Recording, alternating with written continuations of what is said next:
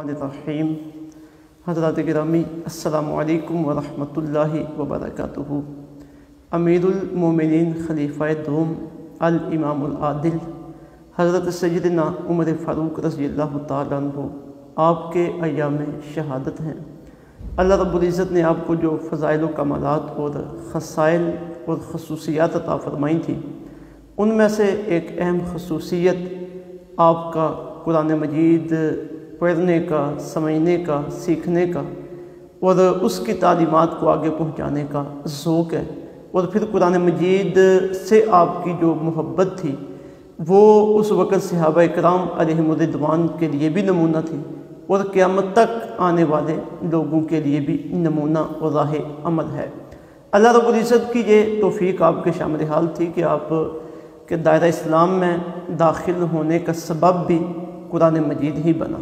جب حضور رحمت دو عالم صلی اللہ علیہ وسلم نے آپ کے اسلام قبول کرنے کی دعا فرمائی تو آپ پہ کرم نوازی ہوئی، اللہ رب العزت نے آپ کو قرآن کی دہلیز پہ پہنچا دیا۔ سین حرم میں حضور رحمت دو عالم صلی اللہ علیہ وسلم رات کے وقت نماز ادا فرما رہے تھے اور نماز میں آپ سورہ واقعہ کی تلاوت فرما رہے تھے۔ وہاں سے آپ نے جب قرآن مجید کے پر اثر کلمات کو سنا تو دل کے اندر نرمی پیدا ہوئی۔ پھر مزید اللہ رب العزت کی کرم نوازی شامل حال ہوئی کہ آپ نے اپنی بہن اور اپنے بہنوئی سے قرآن مجید کی تلاوت سنی اور ان پر قرآن مجید کے اثرات کو دیکھا تو کلمہ پڑھا، دائرہ اسلام میں داخل ہو گئے۔ اسلام قبول کرنے کے بعد آپ نے قرآن پاک سیکھنے کے لیے، سمجھنے کے لیے اپنی تمام تر توانائیاں وقف کی، قرآن مجید پڑھنا سیکھا، سمجھا۔ صحابہ کرام علیہم الرضوان ان کا یہ مبارک طریقہ تھا کہ وہ قرآن مجید ناظرہ بھی سیکھتے تھے اور ساتھ ساتھ علوم قرآن کو بھی سیکھتے تھے اور ساتھ ساتھ وہ قرآن پاک پر عمل کو بھی سیکھتے تھے، یعنی وہ قرآن علم اور عمل دونوں اکٹھے سیکھا کرتے تھے۔ حضرت سیدنا عمر فاروق رضی اللہ تعالیٰ عنہ آپ کا بھی طریقہ کار یہی رہا۔ ایک روایت کے الفاظ ہیں، فرماتے ہیں کہ میں نے سورہ بقرہ 12 سال کے عرصے میں سیکھی ہے۔ اس سے اندازہ لگایا جا سکتا ہے کہ کتنی محنت اور کتنی گہرائی میں جا کر آپ نے قرآن مجید کو سمجھا، قرآن مجید کو سیکھا۔ اور پھر یہ قرآن مجید سمجھنے اور سیکھنے کے بعد آپ کی کیفیت یہ ہو چکی تھی کہ آپ بہت زیادہ قرآن مجید کی تلاوت کیا کرتے تھے، گہرائی میں جا کر قرآن کی تلاوت کرتے تھے۔ تاریخ طبری کے اندر حضرت جابر رضی اللہ تعالیٰ عنہ سے مروی ہے، آپ فرماتے ہیں کہ میں نے حضرت عمر رضی اللہ تعالیٰ عنہ سے بڑھ کر تلاوت قرآن مجید کرنے والا کوئی نہیں دیکھا۔ آپ ڈوب کر مزے لے کر اور لطف لے کے تلاوت قرآن مجید کیا کرتے تھے، اور اس وقت آپ پر گریہ اور زاری کی کیفیت بھی طاری ہوا کرتی تھی۔ اور جہاں تک قرآن مجید کے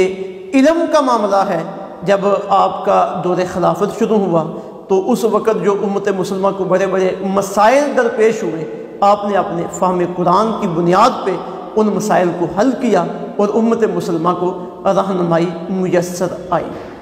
جہاں تک قرآن مجید پر عمل کا تعلق ہے تو صحابہ کرام علیہم الرضوان کہتے ہیں کہ جناب سیدنا عمر فاروق رضی اللہ تعالیٰ عنہ کی ذات وہ ہے کہ جس عمل سے آپ کو کوئی بھی نہ روک سکے، قرآن آپ کو اس عمل سے روک لیتا تھا۔ یعنی آپ کوئی عمل کرنے لگتے ہیں، قرآن مجید کا حکم اس کے برعکس آتا تو آپ رک جاتے، قرآن مجید کے سامنے سر تسلیم خم کر لیتے۔ کئی واقعات آپ کی زندگی میں اس طرح کے ہوئے، کوئی آیا، اس نے آ کر کوئی بات کی اور آپ نے کوئی عمل کرنا چاہا، سامنے قرآن کا حکم آ گیا تو آپ نے بات کو ختم کر دیا۔ حر بن قیس کہتے ہیں کہ میں اپنے چچا کے ساتھ آپ کی خدمت میں حاضر ہوا تو میرے چچا نے آپ سے گلے شکوے کیے اور یہ شکایت کی کہ آپ ہمارے ساتھ انصاف نہیں کرتے، ہمیں عطیات سے نہیں نوازتے۔ تو کہتے ہیں آپ غصے میں آئے، قریب تھا کہ آپ اسے سزا دیتے، ارادہ آپ کر رہے تھے۔ تو میں نے عرض کیا حضور قرآن مجید کی آیت ہے، خذ العفو وامر بالعرف واعرض عن الجاہلین، درگزر کیجئے، نیکی کا حکم دیجئے، برائی سے روکیے اور جو جاہل ہیں ان سے درگزر کیجئے۔ آپ کہتے ہیں جب میں نے یہ آیتیں طیبہ پڑھی تو آپ نے اپنے ارادے کو بدل دیا۔ قرآن مجید کی تفسیر احادیث طیبات سے، تفسیر القرآن بالحدیث، اس کا بہت بڑا ذخیرہ ایسا ہے کتب احادیث میں، کتب تفاسیر میں، جو آپ سے مروی ہے۔ یعنی کسی آیت طیبہ کے متعلق آپ نے آقا علیہ السلام سے پوچھا، اس کا معنی پوچھا، اس کا مفہوم پوچھا، اس کی وضاحت پوچھی، تو آقا علیہ السلام نے اس کا معنی بیان کیا، پھر آپ نے آگے روایت کیا۔ اس سلسلے کی ایک اہم روایت یعلا بن امیہ کہتے ہیں کہ یہ جو نماز قصر سفر کے اندر پڑھی جاتی ہے، اس کے متعلق قرآن مجید کی جو آیت طیبہ ہے کہ اگر تمہیں فتنے میں مبتلا ہونے کا ڈر ہو تو تب تم نماز کو قصر کرو۔ تو کہتے ہیں کہ میں نے حضرت عمر فاروق رضی اللہ تعالیٰ عنہ کی خدمت میں عرض کیا، حضور یہ تو ہے جب تمہیں پریشانی ہو، تو اگر کوئی بندہ سفر میں ہو اور پرسکون سفر ہو، حالت امن ہو، کیا تب بھی وہ نماز کو قصر کرے گا؟ تو آپ ارشاد فرمانے لگے، یہی حیرانگی مجھے بھی ہوئی تھی، میں آقا علیہ السلام کی خدمت میں حاضر ہوا اور جا کر میں اپنی حیرانگی اور اپنا مسئلہ پیش کیا، تو آقا علیہ السلام نے ارشاد فرمایا، یہ نماز قصر کا معاملہ اللہ تعالیٰ کی طرف سے تمہارے لیے صدقہ ہے، یعنی اللہ کی کرم نوازی ہے تمہارے اوپر، تو تم اللہ کے عطا کردہ اس صدقے کو قبول کر لو، یعنی چاہے سفر پر خطر ہو، پر مشقت ہو، تب بھی قصر کرو، اور سفر سکون والا ہو تب بھی قصر کرو۔ پھر جب آپ کا دور خلافت شروع ہوا تو اس وقت آپ نے جو خدمت قرآن کے حوالے سے آپ کے کارنامے ہیں وہ بھی امت مسلمہ کے سامنے ہیں۔ قرآن مجید کا جو جمع کا معاملہ ہے، پہلے قرآن کتابی شکل میں نہیں تھا، حضرت سیدنا ابوبکر صدیق رضی اللہ تعالیٰ عنہ کے دور میں قرآن مجید جمع ہوا، اور جمع قرآن کا جو تجویز تھی، وہ تجویز دینے والے بھی حضرت عمر فاروق رضی اللہ تعالیٰ عنہ ہی تھے کہ جنگ یمامہ میں 70 حفاظ صحابہ کرام علیہم الرضوان شہید ہو چکے ہیں، تو کہیں ایسا نہ ہو کہ قرآن کا کوئی حصہ ضائع ہو جائے، تو کیوں نہ ایسا ہو ہم سارا قرآن مجید ایک کتابی شکل میں جمع کر لیں۔ تو حضرت سیدنا ابوبکر صدیق کو آپ نے اس بات پہ قائل کیا، تو انہوں نے حضرت زید بن ثابت رضی اللہ تعالیٰ عنہ کی ذمہ داری لگائی، تو آپ نے ان کے ساتھ مل کر قرآن مجید کو جمع کیا۔ تو آپ نے اپنے دور خلافت میں قرآن مجید کے نسخوں کو پھیلایا، اور قرآن مجید کے ہزاروں کی تعداد میں حفاظ تیار کیے، گورنروں کو لکھا کہ اپنے علاقوں میں قرآن مجید کے حفاظ تیار کروانے کے لیے کوشش کرو، اور گورنروں کے لیے یہ لازم آپ نے رکھا تھا کہ وہ خود بھی قرآن پڑھیں، لوگوں کو قرآن سکھائیں۔ جب آپ کسی گورنر کو بھیجتے تھے تو اس علاقے کے لوگوں کو آپ خط لکھتے تھے کہ میں نے جن مقاصد کے لیے یہ گورنر تمہارے پاس بھیجا ہے، ان میں ایک مقصد یہ بھی ہے کہ یہ تمہیں قرآن سکھائے۔ تو آپ نے مدینہ طیبہ میں،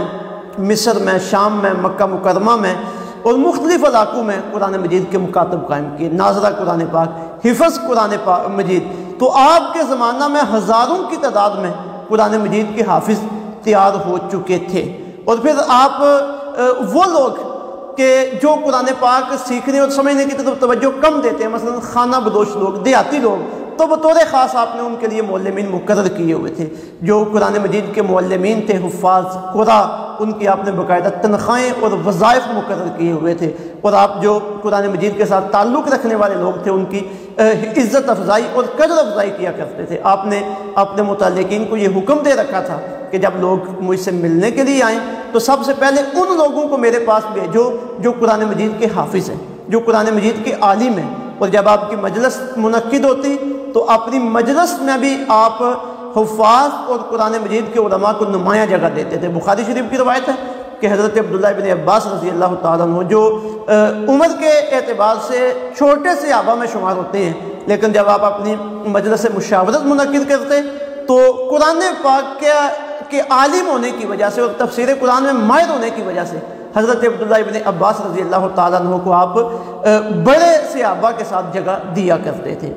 اسی طرح آپ سے ایک بڑی اہم حدیث مبارکہ قرآن مجید کے حوالے سے مروی ہے، اور اس کا پس منظر، جس پس منظر میں آپ بیان کی، آپ کے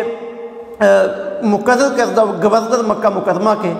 نافع بن عبد الحارث مقام عثفان میں آپ سے ان کی ملاقات ہوئی، تو آپ نے فرمایا کہ تم ادھر آئے ہو، اپنے پیچھے کسے گورنر مقرر کر کے آئے ہو؟ تو انہوں نے عرض کیا، حضور میں ابن ابزہ کو اپنا نائب مقرر کر کے آیا ہوں۔ تو آپ نے فرمایا وہ ابن ابزہ کون ہے؟ تو انہوں نے عرض کی، حضور وہ ہمارا آزاد کردہ غلام ہے۔ تو آپ نے فرمایا تو آزاد کردہ غلام کو گورنر بنا کے آیا ہے؟ تو وہ عرض کرنے لگے، حضور اس کی یہ خصوصیت ہے کہ وہ قرآن کا عالم ہے، قرآن کا قاری ہے، فرائض کو جاننے والا ہے، تو آپ نے اس کی تحسین فرمائی، اور پھر آقا علیہ الصلوۃ والسلام کی حدیث مبارکہ آپ نے اس وقت ارشاد فرمائی جو مسلم شریف کی حدیث نمبر 817 ہے۔ آپ نے فرمایا یہ وہ قرآن ہے، آقا علیہ الصلوۃ والسلام نے ارشاد فرمایا تھا یہ وہ قرآن ہے جس کی وجہ سے اللہ قوموں کو بلندیاں عطا فرمائے گا۔ تو آج جناب سیدنا عمر فاروق رضی اللہ تعالیٰ عنہ کی سیرت طیبہ کے جو نمایاں پہلو ہمارے سامنے موجود ہیں، ان میں ایک قرآن مجید کا ذوق، قرآن مجید سے محبت، قرآن مجید سے عقیدت اور قرآن مجید سمجھنے اور سیکھنے